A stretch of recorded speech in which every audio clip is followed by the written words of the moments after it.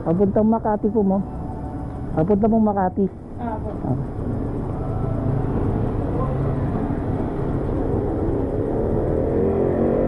Okay. Wait lang.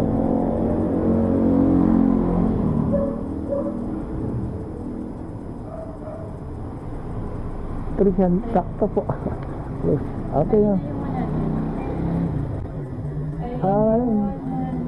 Ay, thank you po, ma'am. So yun, may tip kagad tayo kay ma'am, no, na 100 pesos. Salamat po.